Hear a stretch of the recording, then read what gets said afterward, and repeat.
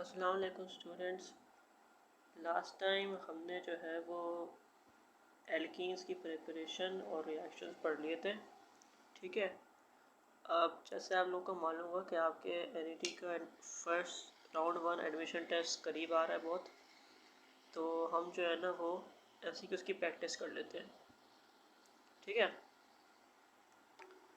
अब यहाँ पर मेरे पास ना अनीस हुसैन के पास पेपर्स हैं। ठीक है, इसमें आपके पास 2003 से लेकर 2020 तक है सारे। ठीक है, तो इससे यहाँ से हम प्रैक्टिस करेंगे। ये सारे जो है ना आपके पास ड्राइव में अवेलेबल हैं। ठीक है, तो ये जो हाईलाइट हुआ हुआ है ना इसको इग्नोर कीजिएगा, ये ग्लिच आई हुई है इसमें। ठीक है, ज़रा शुरू करते हैं। पहला आपको ये दिखाई दे रहा होगा, ये लिखा हुआ है नाइट्रोजन मॉलिक्यूल कंटेन्स। ये बॉन्ड के बारे में लिखा हुआ है 1 सिग्मा बॉन्ड, 2 सिग्मा 2 पाई, 1 सिग्मा 2 पाई और 2 सिग्मा 1 पाई। इस सवाल को हम डिस्कस कर लेते हैं। ठीक है, देखें दो एटम्स के दरमियान जो बॉन्ड्स होते हैं ना, है ना, उसमें जो पहला बॉन्ड बनता है ना वो होता है सिग्मा। जो फर्स्ट बॉन्ड होता है सिग्मा होता है। बाकी उसके बाद जितने भी बॉन्ड बनते हैं ना, सेकेंड हो गया, थर्ड हो गया, ये होते हैं आपके पास पाई बॉन्ड्स। ठीक है, जैसे मेरे पास अगर हाइड्रोजन का मॉलिक्यूल है ना, हाइड्रोजन गैस का, तो उसमें मेरे पास जो पहला बॉन्ड बना हुआ है ना, ये बॉन्ड जो बना हुआ है इनके दरमियान, जो मेरे पास सिग्मा बॉन्ड। फिर मेरे पास अगर ऑक्सीजन की मैं बात कर लूँ तो ऑक्सीजन में होते हैं दो बॉन्ड्स। ठीक है, इन दो बॉन्ड में क्या होगा, जो पहला वाला बॉन्ड होगा वो सिग्मा होगा, दूसरा होगा पाई बॉन्ड। क्वेश्चन में नाइट्रोजन गिवन है, नाइट्रोजन की बात करें तो नाइट्रोजन में होगा आपके पास 3 बॉन्ड्स। पहला सिग्मा होगा और बाकी दोनों जो है वो पाई बॉन्ड्स होंगे हमारे पास। ठीक है, अब ये सवाल ना आपके पास इस तरीके से भी आ सकता है कि आपको ना ये तो आपके पास दो एटम्स वाले मॉलिक्यूल है ना, अगर आपके पास डिफरेंट चीज़ आ जाए, जैसे आपके पास अगर आ जाए मीथेन का मॉलिक्यूल, उसमें आपसे पूछ लिया जाए कि कितने इसमें बॉन्ड्स हैं, उसमें 4 सिग्मा बॉन्ड्स हैं। ठीक है, क्योंकि कार्बन और हाइड्रोजन के दरमियान ये एक ही बॉन्ड है, इसलिए सिग्मा होगा। ठीक है, सिमिलरली अगर आपसे इस तरह का सवाल कर लें, आपसे ये दिखा दें आपको, यहाँ पर हमारे पास है एक, ये है इथीन। ठीक है, इथीन में जो कार्बन और हाइड्रोजन के बॉन्ड्स हैं ना, ये होंगे सिग्मा बॉन्ड्स। और जो कार्बन कार्बन का पहला बॉन्ड है वो सिग्मा होगा, दूसरा बॉन्ड है वो पाई बॉन्ड होगा। ठीक है, तो इस क्वेश्चन में हमारे पास आंसर क्या आएगा, इस क्वेश्चन में आ जाएगा हमारे पास आंसर 1 सिग्मा 2 पाई बॉन्ड। क्योंकि जो पहला बॉन्ड है वो सिग्मा है, दूसरा तीसरा बॉन्ड पाई बॉन्ड है, तो आ जाएगा 1 सिग्मा 2 पाई बॉन्ड। ठीक है, नेक्स्ट क्वेश्चन है रियल गैस ओबे ideal gas behaviour at low temperature high pressure, low pressure high temperature, low pressure low temperature और हाई टेम्परेचर हाई प्रेशर। इसको भी डिस्कस कर लेते हैं। देखिए जो आइडियल गैस होती है ना, वो ऐसी गैस होती है जो ओबे करती है हमारे गैस लॉस को हर कंडीशन में। ठीक है,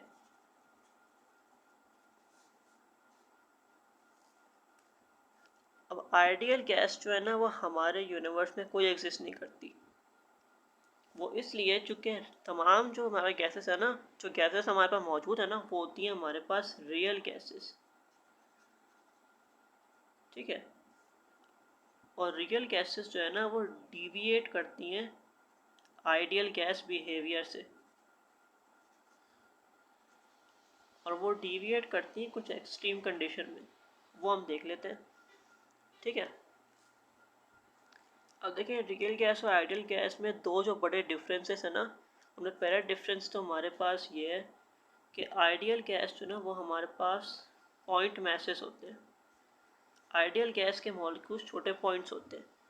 अब पॉइंट है तो इसका जो साइज होगा ना वो आपके पास हो जाएगा ज़ीरो, कोई वॉल्यूम नहीं होती।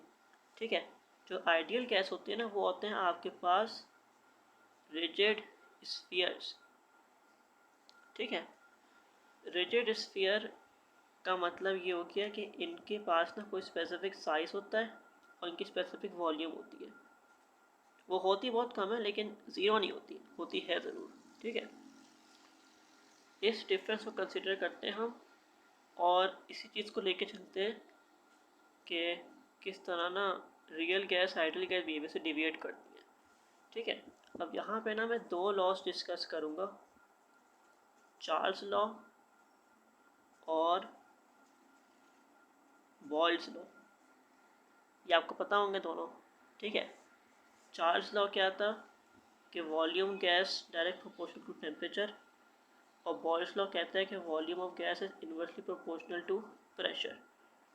ठीक है, अब देखें इस लॉ के मुताबिक अगर आप टेम्परेचर को बढ़ाते रहेंगे ना तो जो वॉल्यूम है वो भी बढ़ते रहेगी आपके पास। ठीक है, चार्ल्स लॉ के मुताबिक। अब इसका ग्राफ देख लेते कैसा बनेगा। ये ग्राफ आपको याद होगा सब किस तरह बनता है। ठीक है,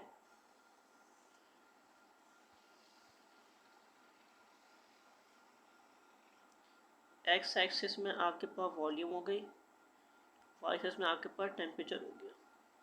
ठीक है, लेकिन जब ग्राफ बनाते हैं ना तो ग्राफ में ना एक क्वांटिटी चेंज होती है, हमारे पास एक क्वांटिटी को हम खुद चेंज करते हैं, दूसरी ऑटोमेटिक चेंज होती है। तो जिस क्वांटिटी को हम खुद चेंज कर रहे हैं ना वो टेम्परेचर है। हम टेम्परेचर गैस का चेंज करेंगे तो वो बनेगा एक्स एक्सिस पे, और जो क्वांटिटी अपने आप चेंज हो रही है ना वो होती है वाई एक्सिस पे, जो कि वॉल्यूम है इस केस में। ठीक है, यहाँ पर हो गया 0 डिग्री सेल्सियस और यहाँ पे होगा -273 डिग्री सेल्सियस, जो कि होगा हमारे पास 0 केल्विन। ये है चार्ल्स लॉ का ग्राफ। अब देखें इस ग्राफ में ना हमारे पास जो एक्सट्रीम कंडीशन है ना वो दो होती है। एक्सट्रीम कंडीशन एक हमारे पास होती है वेरी हाई वाली और दूसरी होती है हमारे पास वेरी लो वाली। ठीक है, अब जो वेरी हाई और वेरी लो एक्सट्रीम कंडीशंस है ना वो इस ग्राफ में देख लेते हैं कहाँ पर है। वेरी लो कंडीशन पहले देख लेते हैं। तो देखें इस ग्राफ में ना आपके पास जो टेम्परेचर की वेरी लो कंडीशन है ना वो 0 केल्विन है। जो वेरी हाई कंडीशन है वो हम यहाँ पे जाती रहेगी आगे। ठीक है, देखिए 0 डिग्री सेल्सियस पे यहाँ पर वॉल्यूम अच्छा खासा बना हुआ है, वाई एक्सिस पे है थोड़ा। ठीक है, फिर जब हम पहुँचते हैं ना -273 डिग्री सेल्सियस पे या 0 केल्विन पे तो देखिए वॉल्यूम जो है ना वो बिल्कुल यहाँ पे 0 हो जाता है। अब जो रियल गैसेस है ना उनका रिजिड स्फीयर होता है। अब अगर मैं इन रिजिड स्फीयर को इनकी वॉल्यूम कम करता रहूँ तो ये इस तरह हो जाएंगे।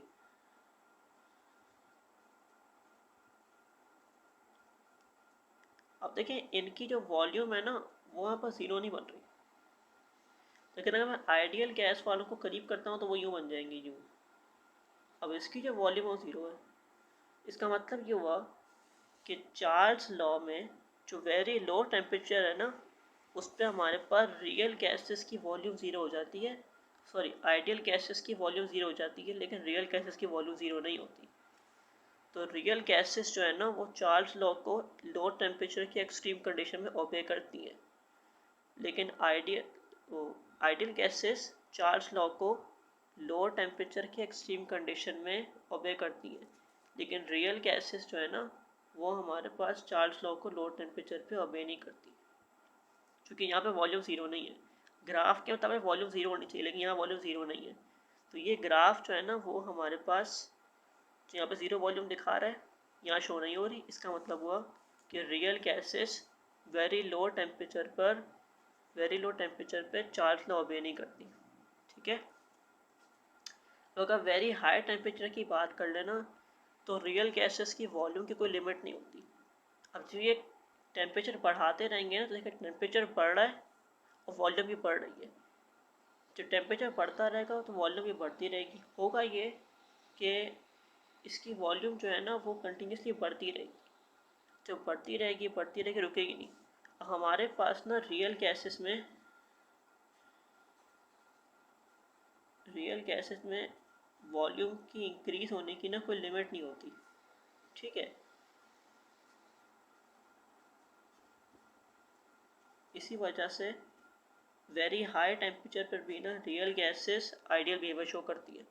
आइडियल बिहेवियर होता है कि उसको लॉ के मुताबिक होना चाहिए, और लॉ कहता है हाई टेम्परेचर पे वॉल्यूम बढ़ेगी, और रियल गैसेस की वॉल्यूम हाई टेम्परेचर पे बढ़ती है, ठीक है।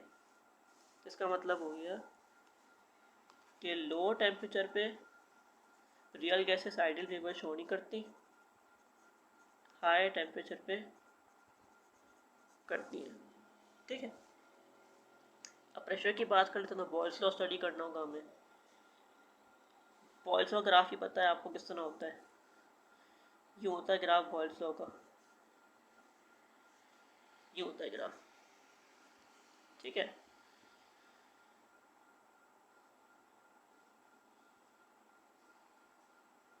ठीक है, यहाँ पे हो गया अपना वॉल्यूम, ये हो गया प्रेशर। देखिए बॉयल्स लॉ क्या कहता है, बॉयल्स लॉ कहता है प्रेशर बढ़ाते रहेंगे तो वॉल्यूम कम होता रहेगा, ठीक है। अब दो एक्सट्रीम कंडीशन होती हैं इसमें, एक तो होगी हाई प्रेशर की, ठीक है, दूसरी कंडीशन हो गई हमारे पास लो प्रेशर की, ठीक है। अब देखें जब प्रेशर हमारे पास लो होगा, अभी लो प्रेशर देख रहे हैं, जब प्रेशर लो होगा हमारे पास तो वॉल्यूम क्या है हमारे पास, हाई है। जैसे मैंने कहा है वॉल्यूम की इंक्रीज होने की कोई लिमिट नहीं होती। अब आपने सुना होगा कि वैक्यूम में जो प्रेशर होता है वो आपके पास ऑलमोस्ट ज़ीरो होता है। तो इसका मतलब ये हुआ कि वैक्यूम में वॉल्यूम जो है वो वेरी हाई होगा, ठीक है। तो इसी वजह से वेरी हाई वॉल्यूम, जैसे मैंने कहा वॉल्यूम की इंक्रीज होने की कोई लिमिट नहीं होती, तो वेरी लो प्रेशर पे जब प्रेशर लो होगा तो वॉल्यूम हाई होगा, इन्वर्स प्रोपोर्शन है, ठीक है। इन्वर्स है ना, तो जब प्रेशर बहुत कम होगा तो वॉल्यूम बहुत हाई होगा, और वॉल्यूम के हाई होने की कोई लिमिट नहीं होती, इसीलिए लो प्रेशर पर हमारे पास real gases ideal behaviour show करती है, ठीक है। अगर हाई प्रेशर की बात कर लें तो देखें जब प्रेशर बढ़ रहा है तो वॉल्यूम हमारे पास इवेंचुअली ज़ीरो हो जाती है, और रियल गैसेस की वॉल्यूम ज़ीरो हो नहीं सकती, ठीक है। हम देख चुके हैं यहाँ पे, क्योंकि जब हम रिजिड स्फीयर की वॉल्यूम हम कम करते रहते हैं ना, तो इस तरह ना ये जुड़ जुड़ के बन जाते हैं, लेकिन इनकी वॉल्यूम ज़ीरो नहीं होती, ठीक है। इसका मतलब हुआ कि वेरी हाई प्रेशर पे रियल गैसेस की वॉल्यूम ज़ीरो नहीं होती, तो वेरी हाई प्रेशर पे real gases ideal behaviour show नहीं करती, ठीक है। तो देखें हाई प्रेशर पे आइडियल बिहेवियर शो नहीं करती और लो प्रेशर पे करती हैं, ठीक है। और आप अपने क्वेश्चन की तरफ वापस आते हैं। हमारे क्वेश्चन में क्या लिखा हुआ है, real gases obey ideal gas behaviour at, किस पे ओबे करती हैं, हाई टेम्परेचर और लो प्रेशर, ठीक है।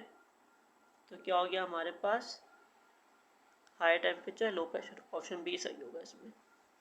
नेक्स्ट क्वेश्चन देखते हैं, oxidation state of manganese Mn in KMnO4, और ऑक्सीडेशन नंबर फाइंड करना है मैंगनीज का पोटेशियम पर मैग्नेट में, क्या है हमारे पास +6 +7 +5 +8, ये भी देख लेते हैं। तो देखिए हमें गिवन है पोटेशियम पर मैंगनेट, ठीक है, पोटेशियम पर मैंगनेट, ठीक है। इस कंपाउंड में आपके पास पोटेशियम 1 है, मैंगनीज भी 1 है, ऑक्सीजन 4 है।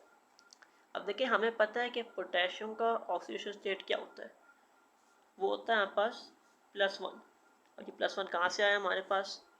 पोटेशियम जो है ना वो आपके पास ग्रुप 1A का एलिमेंट है, और 1A के एलिमेंट के आउटर शेल में होता है एक इलेक्ट्रॉन, और जब वो इस एक इलेक्ट्रॉन को लूज कर देता है ना, तो उससे आपके पास बनता है +1 चार्ज। तो पोटेशियम का चार्ज क्या होता है? +1। तो यहाँ पे हम लिख देते हैं पोटेशियम का हो गया हमारे पास +1। मैंगनीज का हमें फाइंड करना है, तो वो हमें नहीं पता, ठीक है। ऑक्सीजन का देख लेते हैं, ऑक्सीजन 4 है हमारे पास, ठीक है। ऑक्सीजन का चार्ज होता है हमारे पास -2। ये कहाँ से आया? ऑक्सीजन होता है हमारे पास एलिमेंट इस ग्रुप का 6A का, ठीक है, 6A। और 6A के एलिमेंट जो होते हैं ना उनके आखिरी शेल में होते हैं आपके पास कितने इलेक्ट्रॉन? 6 इलेक्ट्रॉन। 6 इलेक्ट्रॉन होते हैं, इनके 1 होते हैं तो 6 होता है। अब 6 इलेक्ट्रॉन में ना ये जब 2 इलेक्ट्रॉन गेन करता है ना तो इसका ऑक्टेट कंप्लीट हो जाता है, ठीक है। ये 2 इलेक्ट्रॉन गेन कर लिए इसने, ऑक्टेट कंप्लीट हो गया, फुल 8 हो गए, सही है। तो 2 इलेक्ट्रॉन गेन करेगा ना तो इसलिए इसका चार्ज हो जाएगा -2। गेन कर रहा है तो माइनस लगेगा -2, ठीक है। तो ऑक्सीजन का हो गया -2। अब ऑक्सीजन आपके पास 4 है तो कितना हो गया ये? -2 × 4 यानी कि -8। अब देखिए ये जो पूरा हमारे पास कंपाउंड है इसमें यहाँ पे कुछ चार्ज नहीं बना हुआ, तो जब चार्ज नहीं बना हो तो मतलब कि ये पूरा हमारे पास न्यूट्रल है। जब अगर न्यूट्रल कंपाउंड है तो उसका ओवरऑल चार्ज कितना होगा?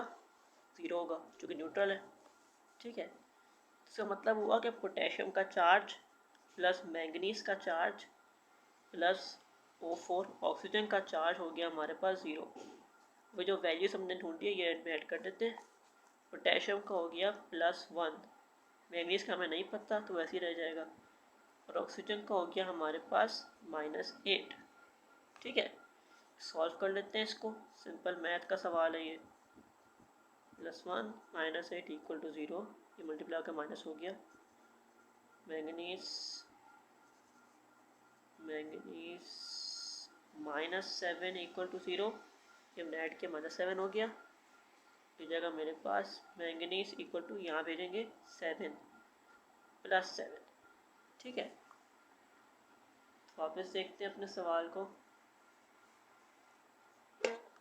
ऑक्सीजन में मैंगनीज कितना हो गया? +7, ठीक है।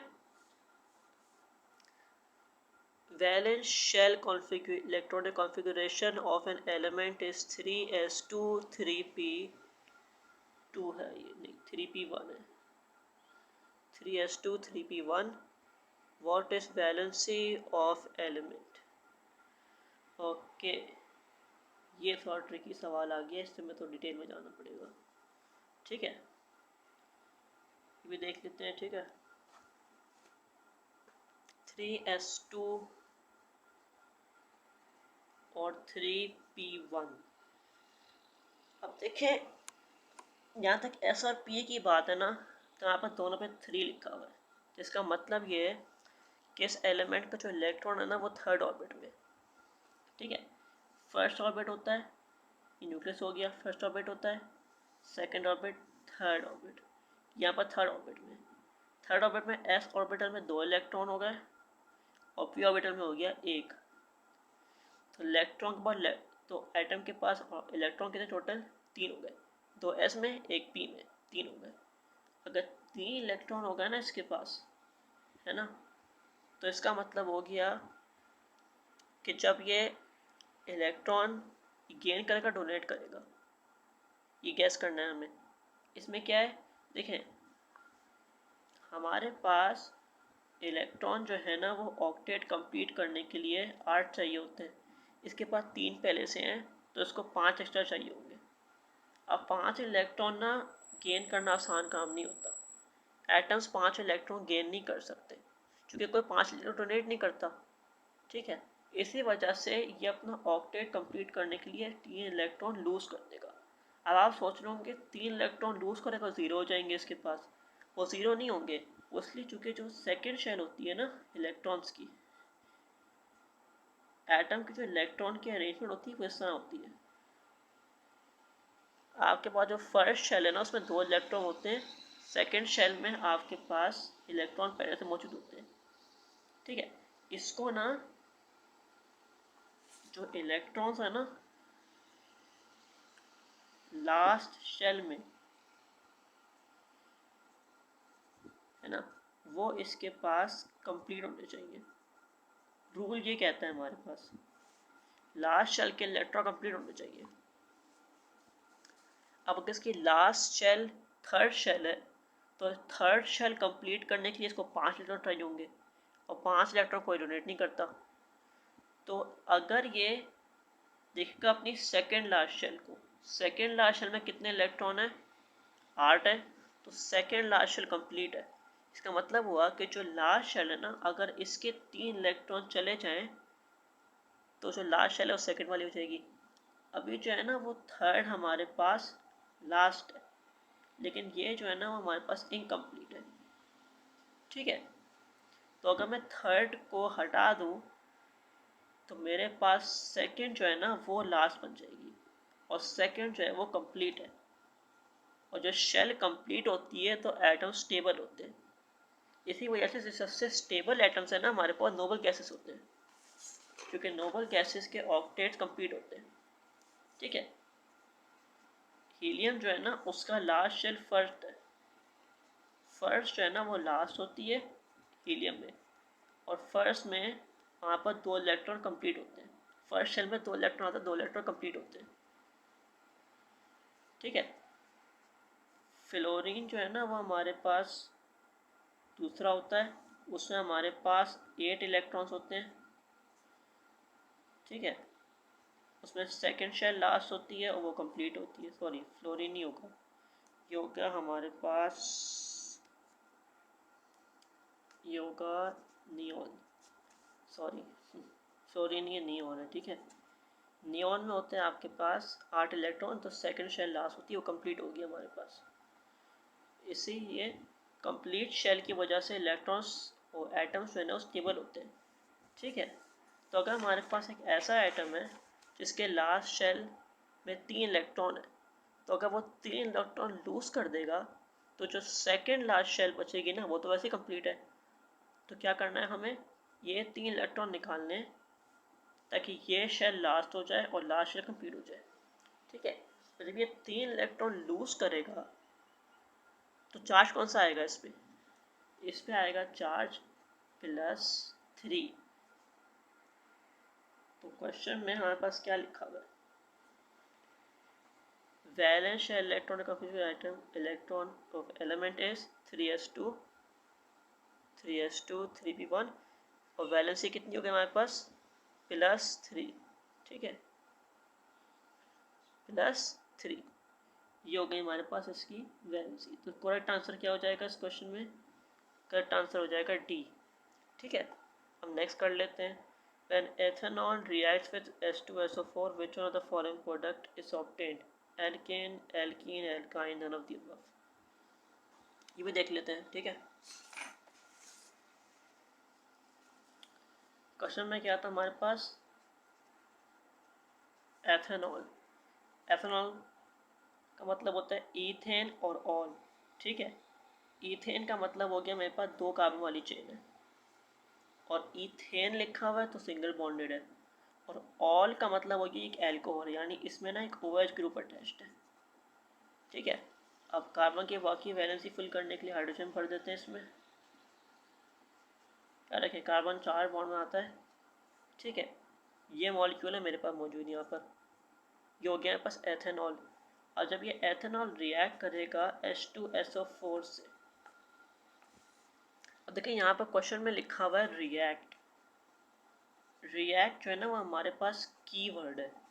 वो कीवर्ड इसलिए है क्योंकि आपको याद होगा हमारे पिछले लेक्चर से हमने पढ़ा था कि H2SO4 जो है ना वो हमारे पास होता है एक डिहाइड्रेटिंग एजेंट। डिहाइड्रेटिंग एजेंट क्या करता है, ये हमारे पास H2O को सब्ट्रैक्ट कर देता है। H2O निकाल लेता है, ठीक है। लेकिन जब वो निकालता है ना तो इस पर कोई असर नहीं पड़ता। अब यहाँ पे रिएक्ट कीवर्ड इसलिए क्योंकि जब H2SO4 हमारे पास सिर्फ रखा होगा ना, रिएक्शन नहीं करेगा, अगर वो खुद रिएक्शन में इन्वॉल्व नहीं होगा तो वो क्या करेगा, वो वाटर निकाल देगा हमारे पास, एक OH निकाल लेगा और H निकाल लेगा। अब यहाँ पे क्या दिख रहा है आपको, कार्बन के 2 बॉन्ड खाली हो गए, यहाँ बीच में बॉन्ड बन जाएगा, ये बन जाएगा हमारे पास ईथीन, ठीक है। लेकिन इस क्वेश्चन में क्या लिखा हुआ, रिएक्ट, यानी कि ये जो है ना वो इससे रिएक्शन करेगा, और अगर ये रिएक्शन करेगा ना आपस इन तीनों में तो कुछ नहीं बनने वाला। अगर ये रिएक्शन करेगा, इस पर रिएक्शन करने के लिए क्या है इसके पास हाइड्रोजन है। अब हाइड्रोजन तो इसमें ऐड नहीं कर सकता, ये वो सेंस नहीं बनता, कैसे करेगा, ठीक है। SO4 है इसके पास, ये चीज़ें इसमें ऐड करेगा, रिएक्शन हो नहीं सकता इसका, ठीक है। अगर हम फोर्सफुल रिएक्शन, मजबूरन रिएक्शन करवाएं ना इसका, तो वो चीज़ें बनेंगी नहीं हमारे पास। हमारे पास ऑप्शन में एल्केन गिवन है, हमारे पास ऑप्शन में एल्कीन गिवन है, और हमारे पास गिवन है एल्काइन, और गिवन है हमें नन ऑफ दिस। तो यहाँ पर जो रिएक्शन होगा उसमें हमारे पास इन तीनों में से कुछ नहीं बनने वाला, ठीक है। रिएक्शन करवा के देख लेते हैं।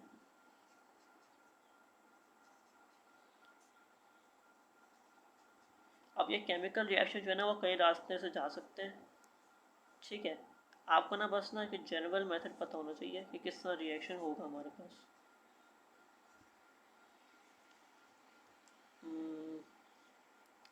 चलिए कोशिश करता है कुछ करने की। यहाँ पर या सल्फोनेशन हो सकती है, SO3 ऐड हो सकता है इसमें, ठीक है। उसके लिए रिप्लेसमेंट करनी होगी, तो रिएक्शन जो है ना वो इस तरह का हो जाएगा मेरे पास। ये हो गया, OH ग्रुप बाहर निकलेगा, वो रिएक्ट कर जाएगा हाइड्रोजन से, ये जो है ना वो इस तरह टूटेगा मेरे पास, टूटेगा इस तरीके से मेरे पास, ठीक है। काफ़ी कॉम्प्लिकेटेड लग रहा है ये।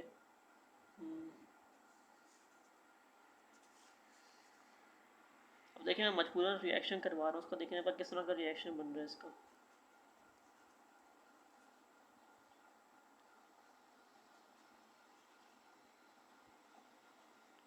रिएक्शन करवा के चेक किया हमने, तो इनमें से तो कुछ नहीं बन रहा, इनमें से तो कुछ नहीं बन रहा मेरे पास, ठीक है। ये डिफरेंट अप्रोच ट्राई कर लेते हैं। देखिए केमिस्ट्री में ना सारे रिएक्शंस याद नहीं कर सकते, इसीलिए ना आपको ना एक जनरल आइडिया होना चाहिए कि केमिकल रिएक्ट किस तरीके से करेंगे, तभी मैं आपको डिफरेंट तरीके से रिएक्ट करवा के दिखा रहा हूँ, ठीक है।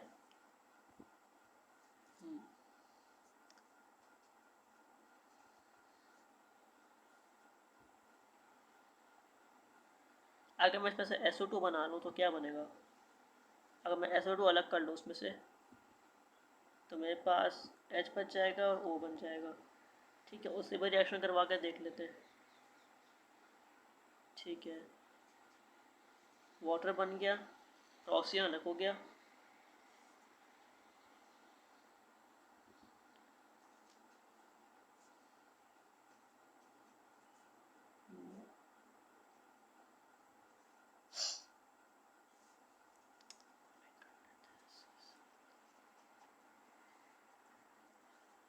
ये भी एक रिएक्शन हो रहा है इससे।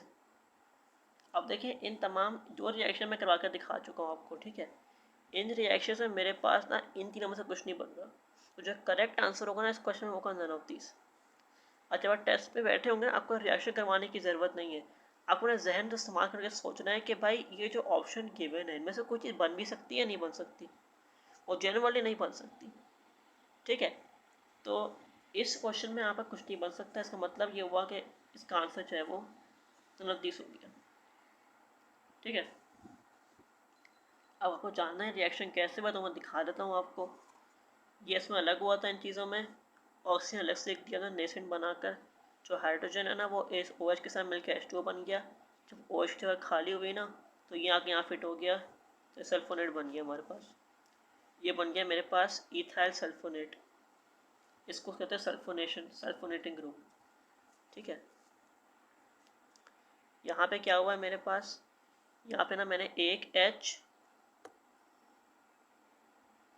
यहाँ पे ना मैंने एक H और OH से अलग करके एक वाटर बनाया है और दूसरा वाटर इससे बन गया है H2, ये रहा।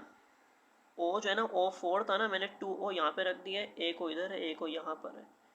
ठीक है, इस तरह मैंने घुमा फिरा के रिएक्शन की तरह बना दिया है। ये जो O बचा है ना इसके साथ लग गया ऊपर, एक H और OH है वो बाहर आके वाटर बन गया, दूसरा वाटर यहाँ पर है, SO2 बन गया। ठीक है, ये तीनों में से कोई नहीं बन रहा, आंसर क्या है, नन ऑफ दीस। ठीक है, अब अगर हम क्वेश्चन देखें ना अपना, तो इसमें क्या है हमारे पास, none of these correct answer है। ठीक है, नेक्स्ट देख लेते हैं, which one of the following elements form coloured compounds. Okay, ये थ्योरी का क्वेश्चन है। 1A group, halogens, transition element, alkene. अब देखें, इसका जो आंसर है ना हमारे पास वो है ट्रांजिशन एलिमेंट, और वो इसलिए होता है क्योंकि जो ट्रांजिशन एलिमेंट है ना, अब आपको पता होगा ट्रांजिशन एलिमेंट जो है ना वो होते हैं डी ब्लॉक एलिमेंट्स, और डी ब्लॉक में ना आपके पास ना कुछ ऑर्बिटल्स होते हैं। ठीक है, अब डी ब्लॉक के ऑर्बिटल्स में ना, जो डी ब्लॉक के ऑर्बिटल्स होते हैं ना वो डिफरेंट होते हैं एज कम्पेयर टू एस और पी ब्लॉक के ऑर्बिटल्स के। एस ब्लॉक में होते हैं आपके पास, एस ऑर्बिटल में एस ब्लॉक में आपके पास एस ऑर्बिटल आपके पास एक ही होता है। ठीक है, पी में आपके पास होते हैं 3 ऑर्बिटल। तो जब पी के 3 ऑर्बिटल्स होते हैं ना, है ना,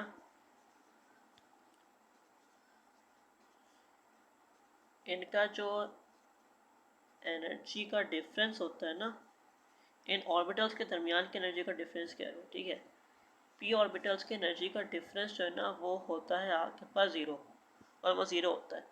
तो यहाँ पर ना कोई स्पेशल काम नहीं होता, लेकिन जो डी ऑर्बिटल्स है ना उसमें आपके पास ना एनर्जी का डिफरेंस आता है। ठीक है, एनर्जी का डिफरेंस आपके पास उसमें 0 नहीं होता, बहुत छोटा होता है, बहुत कम होता है, लेकिन होता है। और इसी वजह से ना इस थोड़े एनर्जी डिफरेंस की वजह से जब लाइट का फोटोन इस पे आकर हिट करता है ना, तो ये इलेक्ट्रॉन्स को जो है ना वो एनर्जाइज कर देता है। इलेक्ट्रॉन एक्साइटेड होकर ना चले जाते हैं हाई एनर्जी के ऑर्बिटल में, यानी डी के अंदर ही रहते हैं, लेकिन डी के अंदर रहते हुए ना ये नॉर्मली क्या होता है, जब इलेक्ट्रॉन एक्साइट होता है तो वो ऑर्बिट ही चेंज कर देता है। यानी अगर इलेक्ट्रॉन फर्स्ट ऑर्बिट में ना, तो वो चला जाता है आपके पास सेकेंड ऑर्बिट में। लेकिन ट्रांजिशन मेटल्स में क्या होता है, ट्रांजिशन मेटल्स में या ट्रांजिशन एलिमेंट्स के लिए उनमें क्या होता है, आपके पास इलेक्ट्रॉन जो है ना वो डी ऑर्बिटल के अंदर ही ना एक हाई एनर्जी ऑर्बिटल में चला जाता है, और जब ये इस हाई एनर्जी ऑर्बिटल से वापस नीचे आता है ना, जब ये वापस नीचे आएगा तो ये दोबारा फोटोन इमिट करेगा। लेकिन जो दूसरा फोटोन इमिट करेगा ना उसकी जो फ्रीक्वेंसी होगी ना, पहले वाले की जो फ्रीक्वेंसी है ना, दूसरे वाले की फ्रीक्वेंसी उससे कम होती है। इसी वजह से जब वो एनर्जी इमिट करता है ना, जो फोटोन दोबारा इमिट करता है, तो इस फोटोन, ये जो फोटोन है ना आपके पास, इसकी हमारे पास वेवलेंथ चेंज हो जाती है। इसी वजह से जो ट्रांजिशन मेटल्स होते हैं ना वो आपको डिफरेंट कलर्स के नज़र आते हैं, और उनके जो कंपाउंड होते हैं वो डिफरेंट कलर के नज़र आते हैं। चूँकि इस डी ऑर्बिटल के अंदर जो छोटा एनर्जी का चेंज है ना, इस छोटे एनर्जी की चेंज की वजह से आपके पास जो लाइट रिफ्लेक्ट होती है उसकी फ्रीक्वेंसी, उसकी वेवलेंथ चेंज हो जाती है। ठीक है, ये रीजनिंग है कि आपके पास ट्रांजिशन एलिमेंट्स डिफरेंट कलर्स में नज़र आते हैं।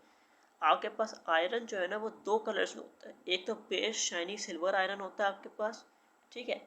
अगर जंग लग जाए उस पर तो वो रेड हो जाता है आपके पास। सिमिलरली अगर आप उस पर थोड़े और चीज़ें मिला लें तो वो ब्लैक भी हो जाता है। ठीक है, जंग लगे तो ब्लैक भी हो सकता है वो। सिमिलरली कॉपर पे जंग लगे वो भी कलर चेंज कर लेते हैं आपके पास। कॉपर पे जंग लगता है वो ब्लू हो जाता है। कॉपर बेस होता है ऑरेंज, जंग लग गया तो ब्लू हो जाता है। ठीक है, तो इस वजह से ट्रांजिशन एलिमेंट्स जो है ना वो आपके पास डिफरेंट कलर शो करते हैं। ठीक है, जंग लगने के बाद चेंजिंग होती है क्योंकि इलेक्ट्रॉन जो है ना वो आपके पास वो होते हैं, क्या कहते हैं, इलेक्ट्रॉन डोनेट हो जाते हैं। तो इलेक्ट्रॉन का मजीद डिफरेंस क्रिएट हो जाता है, उसकी वजह से जंग लगने की वजह से कलर मजीद चेंज हो जाता है उनका। ठीक है, तो क्वेश्चन में क्या लिखा है, इसका आंसर हो गया ट्रांजिशन एलिमेंट्स जो हमारे पास कलर्ड कंपाउंड्स फॉर्म करते हैं।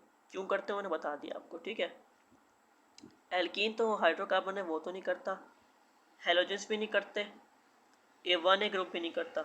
वन ए ग्रुप के सारे जो आपके पास एलिमेंट्स होते हैं ना, सॉरी जो कंपाउंड्स होते हैं ना, वो आपको वाइट कलर के होते हैं। जैसे NaCl आपके पास टेबल सॉल्ट है, वाइट कलर का होता है। सिमिलरली अगर आपके पास कोई और किस्म का सॉल्ट हो ना वन ए ग्रुप का, तो वाइट कलर का होता है। नेक्स्ट है molecular formula of vinegar. Vinegar जो है ना वो उसका मॉलिक्यूलर फार्मूला आपके पास हो गया, ये होता है एसेटिक एसिड। ठीक है, जो आपके पास विनेगर है ना वो होता है आपके पास एक सॉल्यूशन होता है एसेटिक एसिड का। अब एसेटिक एसिड किसे कहते हैं, एसेटिक एसिड होता है आपके पास CH3COOH। ठीक है, तो यहाँ हमारे पास ऑप्शंस में गिवन है CH3COOH। ये देख लें, करीब करके देख लें, CH3COOH ये सही ऑप्शन है। ठीक है, ये C2H5 है, ये नहीं होगा हमारे पास। और ये लिखा हुआ है C6H3, ये भी नहीं है।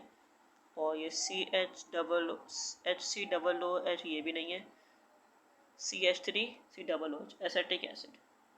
ठीक है, और जब अगर आपने कभी केमिस्ट्री में लैब में एसेटिक एसिड प्रिपेयर किया हो ना, तो इसकी स्मेल जो है ना बिल्कुल विनेगर जैसी होती है। वो होती इसलिए क्योंकि विनेगर में ये डाला हुआ होता है। ठीक है, नेक्स्ट क्वेश्चन कर लेते हैं। How many number of molecules in of water in 36 grams of H2O।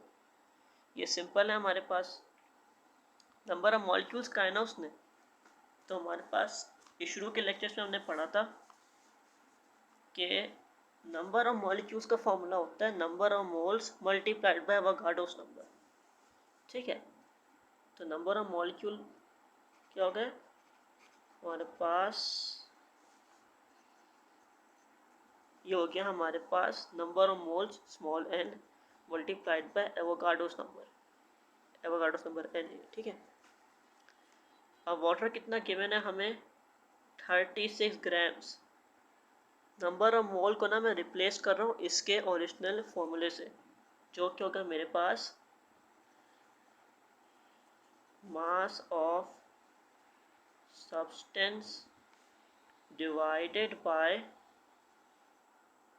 Molecular mass multiplied by Avogadro's number की वैल्यू लिख देते हैं यहाँ पर। ठीक है, 6.02 मल्टीप्लाई बाय 10 की पावर -23, सॉरी 23 होगा, 6 की पावर 23। ठीक है, क्या है मेरे पास, number of mass of substance 36 gram given है, मॉलिक्यूलर मास वाटर है ना, तो वाटर का कितना हो गया, हाइड्रोजन का हो गया 1 मल्टीप्लाई बाय 2 हो गया 2, ऑक्सीजन का होता है मेरे पास 16, तो 2 + 16 हो गया मेरे पास 18, तो 36 divided by 18 multiplied by 6.02 multiply by 10 की पावर 23। क्या होगा मेरे पास, ये 36 डिवाइडेड बाय 18 ये होता है 2। ठीक है, अगर कैलकुलेटर में कर लेते हैं इसको, ये वैसे ही कर लेते हैं। ठीक है, 36 डिवाइडेड बाय 18 होता है मेरे पास 2। ठीक है। 2 मल्टीप्लाइड बाय 6.02 मल्टीप्लाई बाय 10 की पावर 23। ये अगर मैं इससे मल्टीप्लाई कर दूँ, 2 2 ज़ा 4 हो गया, 0 2 ज़ा 0 और पॉइंट आ गया, 6 2 ज़ा 12 मल्टीप्लाई बाय 10 की पावर, ये हो गया मेरे पास आंसर इसका। ठीक है, कैलकुलेटर में चेक कर लेते हैं हम लोग, करते हैं इसको। 2 मल्टीप्लाई बाय, अगर आपके पास 6.02 लिखने का टाइम नहीं है ना, तो आप ना इसमें ना ये कांस्टेंट है ना CONST 7 पर शिफ्ट दबाकर कांस्टेंट पे जाएं। इसमें आपके पास कुछ कांस्टेंट गिवन होंगे, इसमें आप फिजिक्स केमिस्ट्री में जाएंगे, इसमें आपके पास Na एवोगाड्रोस नंबर लिखा हुआ है 3 लिखा हुआ है ना, 3 क्लिक कर लें तो एवोगाड्रोस नंबर आ जाएगा। दबाते हैं इक्वल टू, दबाते हैं इक्वल टू, क्या गया आपके पास, इसमें उसने दिया हुआ है, साइंटिफिक नोटेशन भी दिया हुआ है। लेकिन हमारे पास आंसर में क्या आया है, 23 है ना, 24 दिया हुआ है। इसने जो है ना वो पॉइंट को एक डिजिट यहाँ मूव कर दिया है, तो पावर हमारे पास बढ़ जाएगी उससे। ठीक है, ये कर दिया उसने, तो 1.02 1.204 हाँ पर 12.04 आया है, इसमें पावर को शिफ्ट किया तो ये आंसर आ रहा है हमारे पास। ठीक है, अब ये हम ऑप्शन देख लेते हैं हमारे क्या क्या है।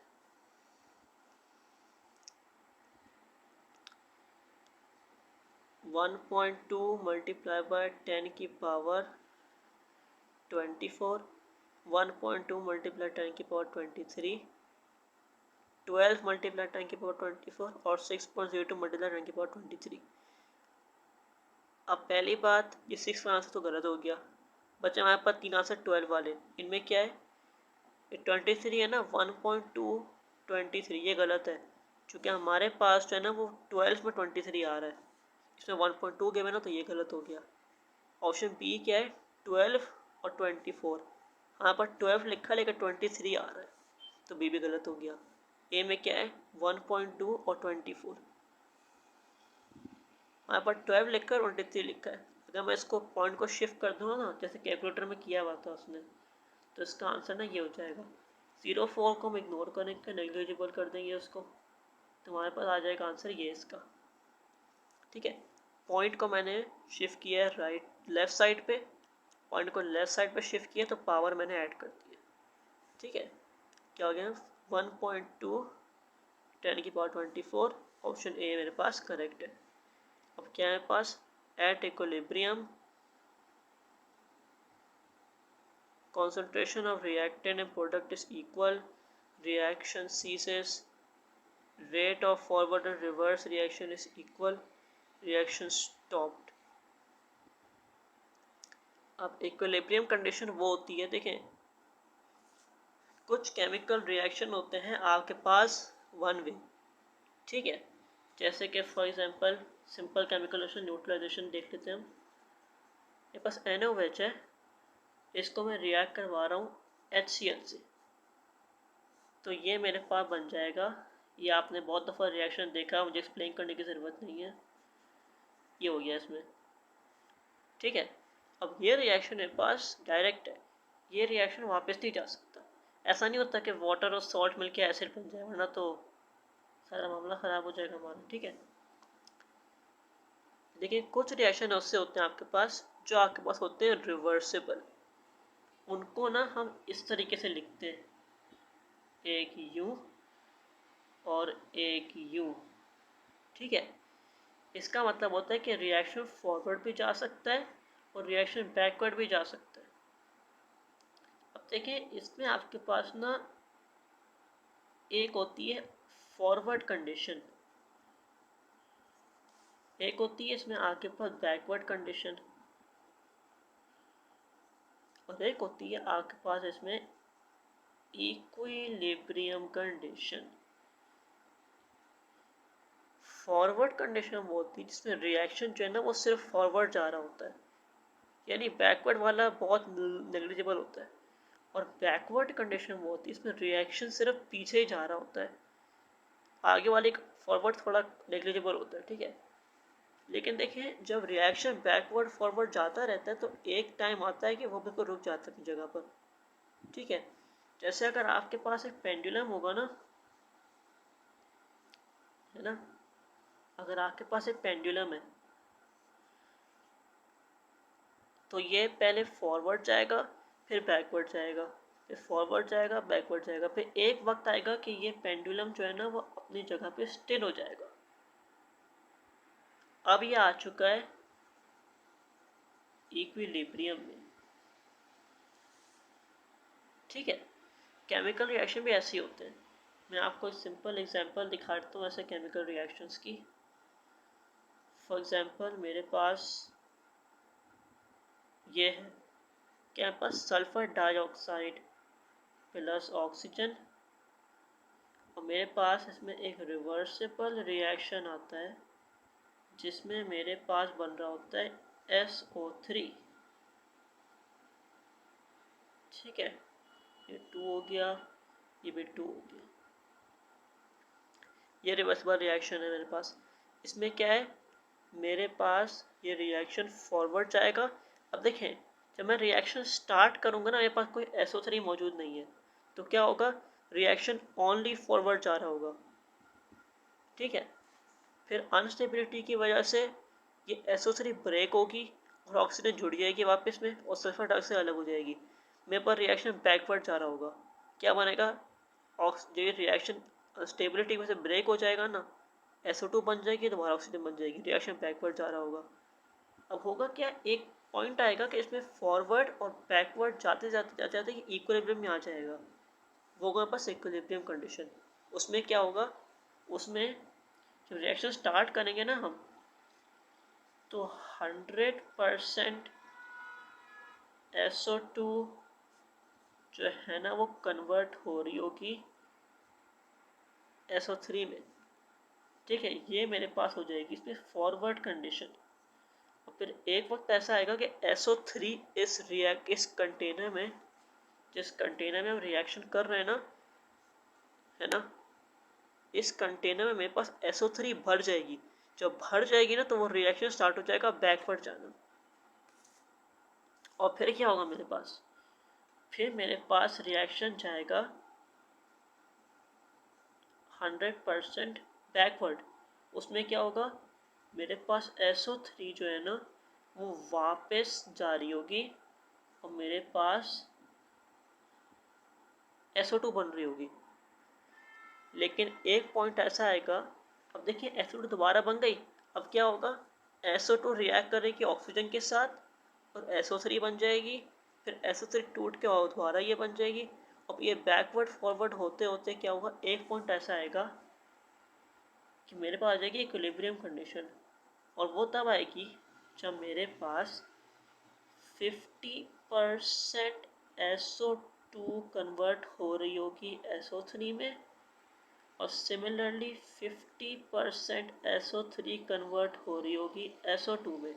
तो ओवरऑल रिएक्शन में अमाउंट ऑफ SO2 और अमाउंट ऑफ SO3 सेम रहेगा। और इस पॉइंट पे मेरे पास आ जाएगा इक्विलिब्रियम। रिएक्शन हो रहा है लेकिन क्या है, अगर एक SO2 मॉलिक्यूल SO3 बन रहा है ना, है ना, तो देखें एक SO2 SO3 बन रहा है तो एक SO3 वहाँ पे SO2 बन रहा है, और इस तरह ये चलता रहेगा चलता रहेगा चलता रहेगा। और जो अमाउंट ऑफ SO2 है ना वो 1 है और अमाउंट ऑफ SO3 भी 1 है। अब ये 1 यहाँ चला गया तो ये 1 यहाँ चला गया, इस तरह ये रिएक्शन चलता रहेगा। तो मेरे पास आ जाएगी इक्विलिब्रियम कंडीशन में 50% SO2 SO3 बन जाएगी और 50% SO3 SO2 बन जाएगी। अब इस स्टेट में हुआ क्या है मेरे पास,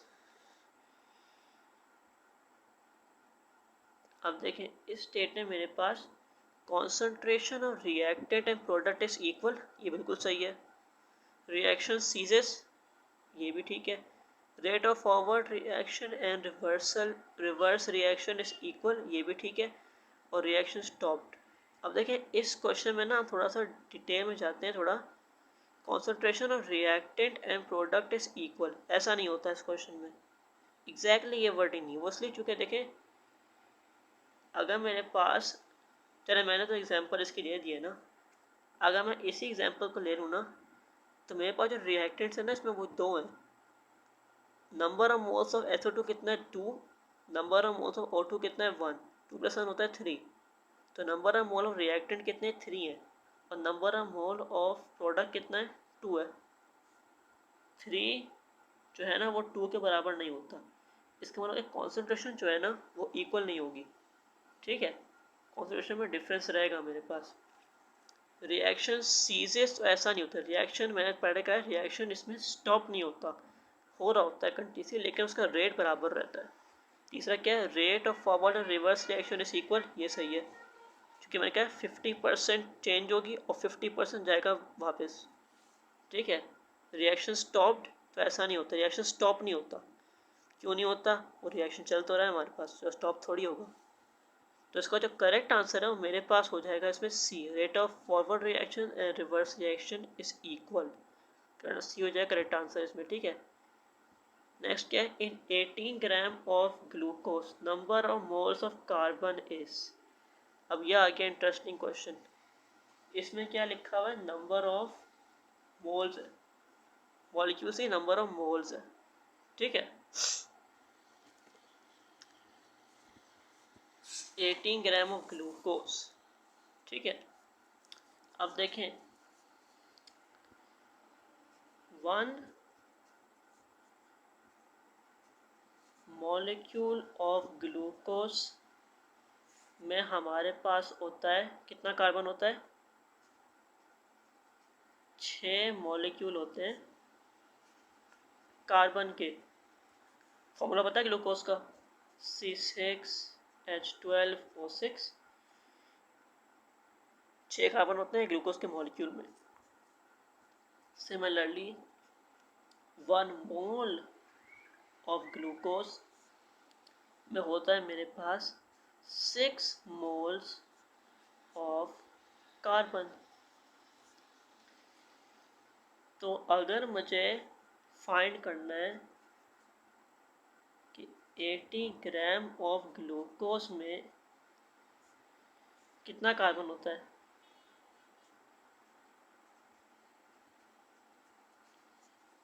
क्वेश्चन मार्क। ठीक है, मुझे फाइंड करना है कि 18 ग्राम ऑफ ग्लूकोज जो है वो कितना मोल्स होता है ग्लूकोज का। मुझे मोल्स ऑफ ग्लूकोज फाइंड करना है। ठीक है, फिर मैं उसको मल्टीप्लाई कर दूंगा 6 से, मुझे मोल ऑफ कार्बन मिल जाएगा। तो चले मोल्स ऑफ ग्लूकोज फाइंड करते हैं। अब मैं निकालता हूँ ग्लूकोज का मोल्स का फॉर्मूला, क्या हो जाएगा, मास अपॉन मॉलिक्यूलर मास। देखिए ये फॉर्मूला बहुत इंपॉर्टेंट है, मैंने आपसे शुरू क्लासेस में कहा था ना कि हर जगह आएगा आपके पास। तो मास ग्लूकोज का हमें गिवन है 18 ग्राम्स। मॉलिक्यूलर मास चलिए देख लेते हैं कितना आएगा। कार्बन 6 है, हाइड्रोजन 12 है, ऑक्सीजन 6 है। ठीक है, कार्बन का होता है 12 मल्टीप्लाई बाय 6, ये हो गया अब मेरे पास 72।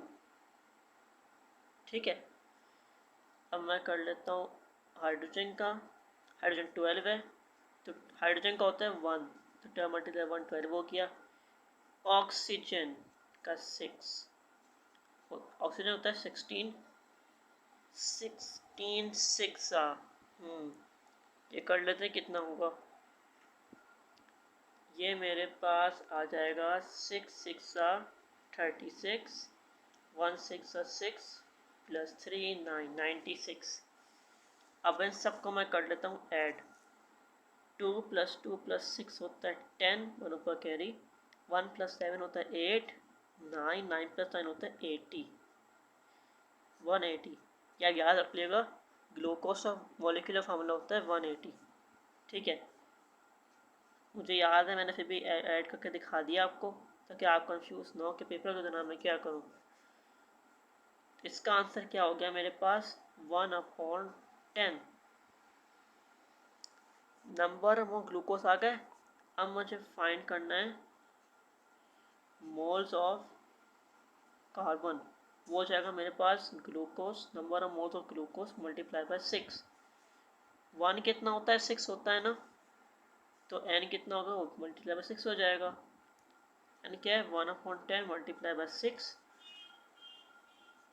3 5 3/5 मोल्स। ठीक है, अब अपना क्वेश्चन देख लेते हैं दोबारा से। तो क्वेश्चन में क्या लिखा है मेरे पास? 0.1 है, 6 है, अब 0.01 है, 0.6 है। ये फाइंड कर लेते हैं ये कितना होगा मेरे पास। 3/5 0.6 होता है ना, तो करेक्ट आंसर हो गया मेरे पास इसमें डी, यानी कि 0.6।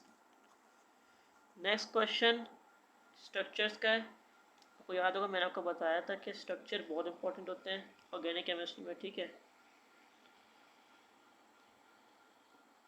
इतना बड़ा है, इसमें आपके पास एक पेज में फिट भी नहीं होगा। मैं यूँ करके दिखा देता हूँ। ठीक है, यूँ देख लें इसको। General formula of amide, amide की बात हो रही है यहाँ पे। ठीक है, RCONH2, RCOOCOR,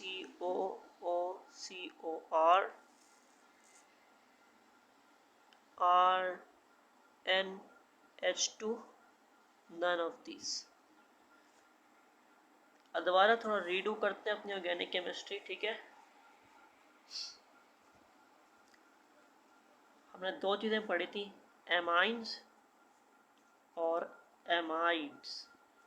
जो एमाइन होता है ना, उसमें आपके पास पाया जाता है NH2 ग्रुप। एमाइड में आपके पास पाया जाता है CONH2 ग्रुप। ठीक है, इसका जनरल फॉर्मूला होता है RNH2, इसका जनरल फॉर्मूला होता है RCONH2। अभी जो CON को मैंने मिला के लिखा हुआ है, अगर मैं खोल के लिखूँ ना तो ये मेरे पास इस तरह बनेगा, C double bond O single bond NH2। तो करेक्ट आंसर मेरे पास क्या हो गया सवाल में? Option A, RC double bond O NH2, ये हो गया मेरे पास करेक्ट आंसर। ये थ्योरी आपको पता होनी चाहिए। ठीक है, ताकि आप ना इस तरह का सवाल सॉल्व कर सकें। कंफ्यूज मत होइएगा, ये मेरे पास एमाइन है, ये एन वाला है। ठीक है, और ये जो है ना मेरे पास, ये मेरे पास ना एक किस्म का ईथर कीटोन टाइप कोई चीज़ है। ठीक है, एस्टर भी कह सकते हैं उसको, एक एस्टर, डबल एस्टर कह सकते हैं उसको। Polymer found with 2 different monomers. ये क्वेश्चन बहुत इंटरेस्टिंग है। 2 डिफरेंट मोनोमर से पॉलीमर कौन सा बनता है? अब देखें, डिफरेंट मोनोमर्स के लिए इसलिए ना आपको पॉलीमर की थोड़ी डिटेल याद होनी चाहिए। ठीक है, फर्स्टली इन पॉलीमर को स्टडी कर लेते हैं। ठीक है, जो मेरे पास पॉलीईथीन है ना, वो मेरे पास बनता है ईथीन से। ईथीन क्या होता है मेरे पास? CH2 double bond CH2। अगर मेरे पास ये N होंगे ना और मैं इनको हीट करूँगा तो मेरे पास ना इनका बॉन्ड टूटेगा और मेरे पास ना एक इन्फिनिट नहीं, बहुत लंबी ना एक मेरे पास चेन बन जाएगी। ये बन जाएगा मेरे पास पॉलीईथीन। और जब आप बताएं सर मैंने कौन सा मोनोमर इस्तेमाल किया है? मोनोमर छोटी चीज़ से मैंने इस्तेमाल की, वो क्या है? ईथीन। इसमें एक टाइप का मोनोमर है। ठीक है, नेक्स्ट हमारे पास क्या है? स्टार्च। स्टार्च जो है ना वो आपके पास होता है पॉलीमर ग्लूकोज का, और उसमें भी आपके पास एक ही चीज़ होती है, ग्लूकोज होता है। PVC होता है आपके पास पॉलीविनाइल क्लोराइड, इसमें विनाइल क्लोराइड है, इसमें भी एक ही होता है। ठीक है, नाइलॉन, नाइलॉन में आपके पास होते हैं 2। ठीक है, नाइलॉन में आपके पास 2 डिफरेंट मोनोमर्स होते हैं, वो मिलके बनते हैं नाइलॉन। अब अगेंस्ट अगर आपको समझ नहीं आ रहा हो ना कि इसमें ऑप्शन क्या है, तो आप ना एलिमिनेशन स्टार्ट कर दें। हमें पता है कि पॉलीथीन तो इथीन से मतलब पॉलीथीन तो नहीं होगा, ठीक है। स्टार्च होता है ग्लूकोज का, तो स्टार्च भी नहीं होगा। फिर पीवीसी पॉलीविनाइल क्लोराइड है, वो भी नहीं होगा, क्योंकि वो तो विनाइल क्लोराइड वो एक ही होता है। तो बचा आपके पास नायलॉन। ठीक है, तो इसमें करेक्ट आंसर हमारे पास नायलॉन हो गया। ठीक है, अब क्या है, इन दी हाइड्रोलिसिस क्या होता है, pH remain constant, water forms, water is evaporated, pH changes. Okay, ये थोड़ा मुश्किल क्वेश्चन है। ठीक है, ये भी थ्योरी का क्वेश्चन है।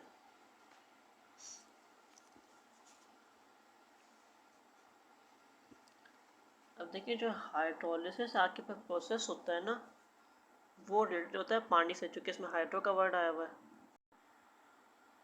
अब इसमें पानी करता क्या है कि जो पानी का मॉलिक्यूल है ना, वो आपके पास दूसरे सब्सटेंसेस को ब्रेक कर देता है हाइड्रोलिसिस में। ठीक है, और जब ये दूसरे सब्सटेंस को ब्रेक करता है ना, तो ब्रेक करने में ना एक तो उनमें फॉर्म होता है एक एनाइन, और दूसरा फॉर्म होता है उनमें एक कैटाइन।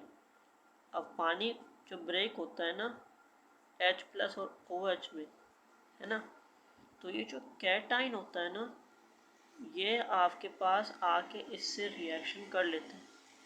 ठीक है, लेकिन जो एनाइन होता है ना, वो आपके पास H+ से रिएक्शन नहीं कर पाता। तो इसी वजह से एनाइन जो है ना, वो अकेला रह जाता है।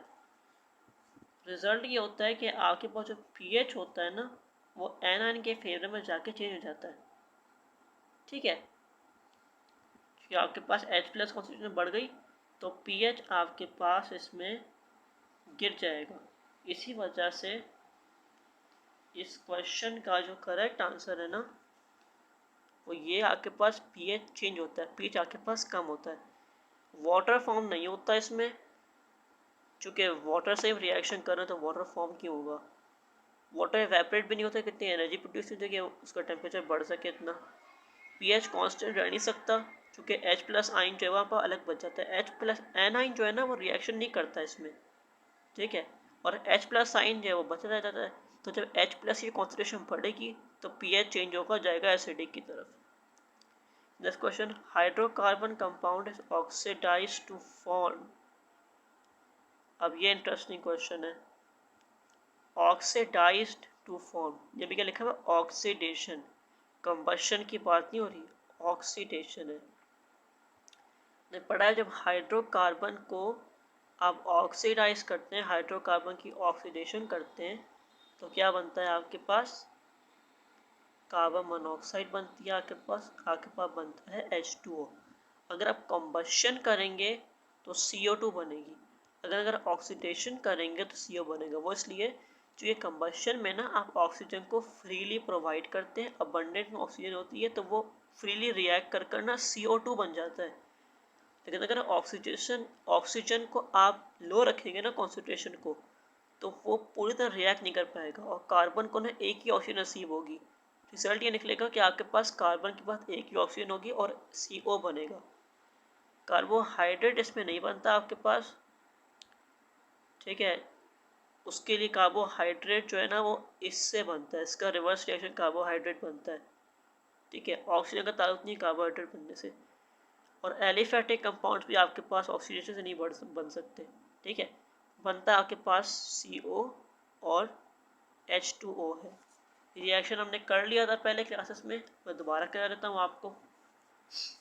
ठीक है, अगर मेरे पास हाइड्रोकार्बन है, मैं सिंपल हाइड्रोकार्बन कंसीडर करूँगा यहाँ पे मीथेन, इसमें ऐड कर लूँगा ऑक्सीडेशन, ऑक्सीजन ऐड कर दूँगा, ऑक्सीडेशन करेंगे हम। ठीक है, और मैं यहाँ पे लिख दूँगा लिमिटिंग ऑक्सीजन। ऑक्सीजन को मैंने लिमिट कर दिया है। ठीक है, जब मैं लिमिट करूँगा तो क्या होगा, ऑक्सीजन जो है ना मेरे पास दो है ना, ये टूट जाएंगी। एक ऑक्सीजन जाएगी वाटर के पास, दूसरी जाएगी इसके पास। ठीक है, मेरे पास ना इसका रिजल्ट निकलेगा, एक तो मेरे पास बन जाएगा इसमें पानी बन जाएगा मेरे पास CO इसमें, और फिर कार्बन मेरे पास में अकेला रह जाएगा। ठीक है, उसमें क्या होगा, ये डबल हो जाएगा मेरे पास। और रिएक्शन में और थोड़ी बैलेंसिंग कर लेते हैं ज़रा, तो ये भी मैं 2 कर लेता हूँ। ठीक है, बाकी बैलेंसिंग छोड़े, बैलेंसिंग इंपॉर्टेंट नहीं है इसमें, इस क्वेश्चन में बैलेंसिंग की बात नहीं की है उसने। ठीक है, तो बैलेंसिंग इंपॉर्टेंट नहीं है। मीथेन को मैंने ऑक्सीडाइज किया, लिमिटिंग ऑक्सीजन की है, तो वाटर बन गया, कार्बन मोनोऑक्साइड बन गई, कार्बन मेरे पास अलग हो गया एक। ये कार्बन अलग होते हैं, कार्बन ब्लैक होता है मेरे पास। ठीक है, नेक्स्ट चीज़ चेक कर लेते हैं।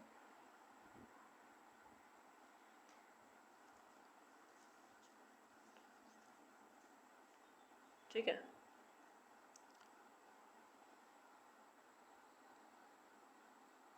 और यहाँ पे लिखा हुआ है हाइड्रोकार्बन। ठीक है, तो यहाँ पे ना ज़रूरी नहीं कि हम मीथेन का यूज़ करें, अब और चीज़ें यूज़ कर सकते हैं। फॉर एग्जांपल अगर मैं यही सेम रिएक्शन इथेन से कर लूँ ना, है ना, तो देखिए उसमें क्या होता है।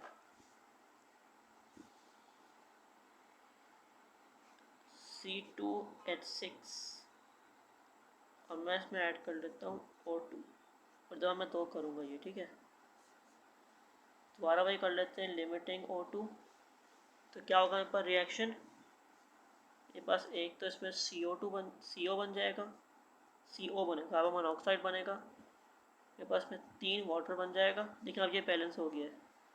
ठीक है, अब ये बैलेंस हो गया, 6 2 और C बच गया मेरे पास। ठीक है, ये जो बचा ना मेरे पास, ये कहलाता है कार्बन ब्लैक, इस सब्सटेंस को कार्बन ब्लैक कहते हैं। ठीक है, ये आपके पास ना कार्बन प्रोड्यूस करने के लिए अच्छा मेथड है कि आप लिमिटेड ऑक्सीडेशन करेंगे एल्केन की, आपके पास ये बनेगा। ठीक है, चलो देख लेते हैं नेक्स्ट क्या है मेरे पास, dipole moment of Cl2 molecule. Okay, ये जो है ना मेरे पास प्योर थ्योरी का सवाल है, तो जाहिर सी बात है इसमें हमें इस क्वेश्चन में थोड़ी थ्योरी डिस्कस करनी होगी। ठीक है, तो देखिए जो Cl2 का मॉलिक्यूल है ना, वो बनता है हमारे पास 2 क्लोरीन से। ठीक है, डायपोल मोमेंट रेफर करती है बॉन्ड एंगल्स को। ठीक है, डायपोल मोमेंट जो है ना वो बॉन्ड एंगल से रिलेटेड होती है। अब Cl का जो मॉलिक्यूल है ना, उससे हमारे पास सिंगल बॉन्ड बनता है, बीच में कोई एंगल नहीं बनता इसमें। अगर मेरे पास कोई ऐसा मॉलिक्यूल से, मेरे पास अगर वाटर का मॉलिक्यूल है ना, तो वो जो है ना वो उसकी शेप होती है इस तरीके की। अगर आप सोच रहे हैं कि ये स्ट्रेट क्यों नहीं होता, तो बता देता हूँ मैं, ये स्ट्रेट इसलिए नहीं होता क्योंकि यहाँ पर ना अगर मैं इसका मॉलिक्यूलर स्ट्रक्चर ड्रॉ करने के बजाय मैं इसका इलेक्ट्रॉनिक स्ट्रक्चर ड्रॉ करूँ ना, तो वो बनेगा इस तरीके का। ठीक है, ये इलेक्ट्रॉन यहाँ पर, इलेक्ट्रॉन यहाँ पर, इलेक्ट्रॉन ये हो गया, फिर यहाँ हो गया मेरे पास डबल। ठीक है, यहाँ मेरे पास डबल हो गया। वो जो डबल हो रहा है ना, ये डबल होने की वजह से इसका शेप चेंज हो जाता है, ये पेयर इलेक्ट्रॉन के शेप चेंज हो जाता है, क्योंकि पेयर जो है ना, ये पेयर जो है ना वो इसको रिपेल करता है। तो डिफरेंट तरीके से ड्रॉ कर लेता हूँ मैं इसको, चूँकि ये मॉलिक्यूल 3D होता है ना, तो अगर मैं 3D ड्रॉ करूँ तो ऑक्सीजन हो गया, 2 इलेक्ट्रॉन उसकी यहाँ पर है, सॉरी यूँ ड्रॉ कर लेते हैं इसको, 2 इलेक्ट्रॉन यहाँ पर है इसके, 2 इलेक्ट्रॉन जो है ना वो इसके इस जगह पर है, इलेक्ट्रॉन हो गए।